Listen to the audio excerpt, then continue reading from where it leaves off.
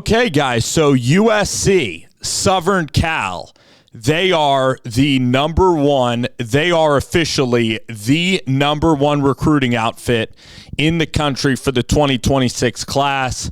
This is massive news. I mean, Chad Bowden, what he's been able to do in a short while.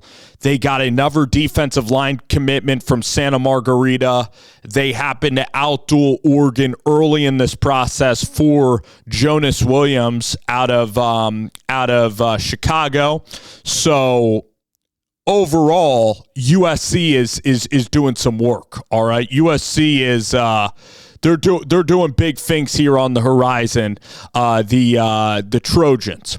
So the reason why it's so surprising is USC, they went 7-5, and I know that they had a wonderful game against the Aggies there. I know that they had a great game against the Aggies, but against Texas A&M in the bowl game, but they also lost to Maryland. They lost to Minnesota. They went out there and they lost to Michigan. So they've had so many blemishes in losing the mediocre Big Ten opponents. But however, it was the first year of D'Anton Lynn as a defensive coordinator. You had to get rid of Alex Grinch, and Lincoln Riley did that. And also, you now look at quarterback, and Jordan Maeva is a better quarterback than Riley Moss is going to be. It's actually not Riley Moss, it's Miller Moss. Jordan Maeva is going to be a better quarterback. He's better with it. He's better mobily. He has a bigger arm. He actually attacks the defense. He's a more explosive player. You also look at their wide receivers, and it hurts to lose Zachariah Branch. It hurts to lose Deuce Robinson. But in that bowl game, you had Lemon that looks like an excellent slot receiver. And you also had like a 6'2", other stud wide receiver. So I think that Lincoln's going to get it right there. And pretty much just having the number one recruiting class in the country for 2026. I mean, if USC can go on to win a Big Ten championship, if they could ever go on to do anything substantial and be a threat to win a national championship, you look at what Oklahoma is dealing with now with Brent Venables, and really Lincoln Riley could really have, the bragging rights over Oklahoma, because Oklahoma fans are right to point out that Lincoln Riley left Oklahoma, he left the SEC to go to USC. Now, USC was still playing in a tougher Pac-12, but the Big 12 going to the SEC, USC to the Big 10. I mean, Oklahoma to the SEC, it was harder than the Pac-12. There's no doubt about it. But Joe Castiglione, the athletic director, basically said that Lincoln Riley was scared of the Southeastern Conference. Now, the thing that I'm curious about is Lincoln Riley still scared about the Big Ten? And Lincoln Riley, he's going out there and he's not acting scared.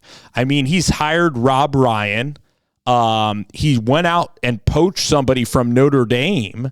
He hired D'Anton Lynn, who's only like 36 or 37, and he poached him from UCLA, from a crosstown rival. So Lincoln Riley is not acting scared at all. In fact, Lincoln Riley's trying to damn take over this sport. Lincoln Riley's as aggressive as he's ever been. So Lincoln Riley, from a play caller standpoint, he loses on Julian Lewis. But the quarterbacks that they have there, I think Hassan Longstreet can be a really, really awesome college, quarterback. I think that he can be fantastic. He can even be an NFL one. And then you look at Jonas Williams, and I think that battle's going to be incredible. I also see Maeva playing well this year. So quarterbacks figured out. Running back, they usually have great backs. Wide receivers, that's one position that they really failed to keep their players. Zachariah Branch ended up bouncing to, I believe, Georgia with his brother Zion Branch. You also have Deuce Robinson, who's such a special tight end prospect. He leaves to go to Florida State, so that hurt. Matt Entz leaving for Fresno State after 1 year as a linebacker coach to go take a head coaching job. You understand why he did it. It hurts. But for USC to be number one in the class of 2026. Now, the one thing I'm going to say about the 2026 rankings, Oregon is second, but Kansas is in the top 5. So eventually, and Arizona State's like number 9. Eventually, the other programs like Georgia and Alabama are going to make runs. Like the big boys strike in the summer. The big boys are going to wake up and they're going to make runs at this class. And can USC hold firm and hold on to this top 5 class? I think they're going to do it. I think that the resources are there. I don't think Bowden would just leave Notre Dame for nothing. So I think that right now the administration, I think Lincoln Riley has pushed this administration to actually give a you-know-what about football and competing. And USC, for a while, has not leveraged their resources, and it seems like this coach, it might just be the magic coach to bring USC back to the days of Pete Carroll.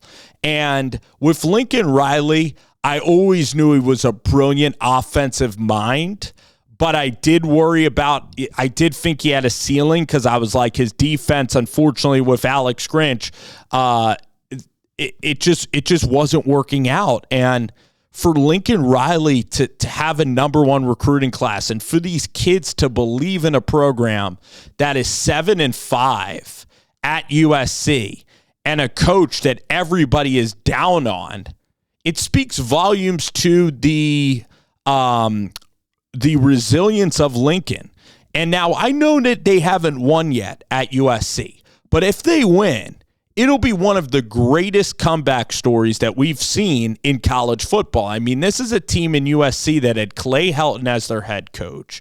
I believe for a while after Pete Carroll. I'm trying to think if they had Sark. I think they had Sark maybe after Carroll. It's been a tough time at Southern Cal. Since Sam Darnold, since 7 years ago. It hasn't been classic USC. It hasn't been Showtime, Reggie Bush, Pete Carroll. It hasn't even been back to the days of the 70s and 80s for the Trojans. And Lincoln Riley was somebody that was considered to not have the ability to have a defense. And I've believed in Lincoln's process. I believed in Ryan Day's process. There's probably coaches that I would say are overrated, although I don't know if I want to mention that on the show now. But if Lincoln Riley can win at USC, my hat would go off to it would be an amazing feat. And I'm loving the way that things are going right now. I really see USC. I'll say this right now. I believe that the USC Trojans have a brighter future than the Michigan Wolverines. I think that they have a brighter future than Penn State. I believe that they're going to be the third best program in the Big Ten Conference in about 3 years. I look at Oregon, and I don't think Oregon's going to go anywhere. Oregon can be like Alabama of Nick Saban, and Lincoln Riley can be like Georgia. And then you're going to have Ohio State. And how is Matt Patricia going to do? How's Hartline going to do? What's up with this new quarterback, Julian Sayin, who's only 6 feet tall? Is he going to be that great? What's going to happen on the defensive side of the ball? And then for Michigan, is Bryce Underwood going to work out? How are the expectations going to be with Sharon Moore? I kind of do have more faith in Lincoln Riley. Well, I've seen Lincoln do it longer. So Sharon Moore, I got to admit, he did a great job this year. Great job of stabilizing the program. I still think Michigan could be very good. But if USC is literally going to be, if they're going to have Danton Lynn and they're going to ball on defense and you have Lincoln calling plays, that team is not going to lose to anybody. That team is going to win a national championship. That team is going to do it. And I'm not sure that Michigan can win a natty. I believe we've just seen Ohio State do it. So Ohio State can probably do it again. But right now, in terms of the programs that can win a natty, I have Oregon, USC, and then I'm going to take this year's version of Penn State. This is the 1 year that Penn State can actually do something really special, and then they're going to kind of slide back into the classic Penn State, which is, top 10, top 15, but they're going all out with Franklin this year to try to win this natty. So, I just wanted to say hats off to Lincoln and USC. And do you guys just think it's a mirage? Do you think that this is just a couple of recruits in the summer? Do you think that Danton's eventually going to leave? Do you think that this thing with Maeva and these quarterbacks, do you think with Lincoln right now, do you kind of see this being an overrated storyline? That's the question that I have for y'all. Is this an overrated storyline or not? Because I don't believe it. I think that right now is the time to buy stock in Southern Cal. Thank you for watching.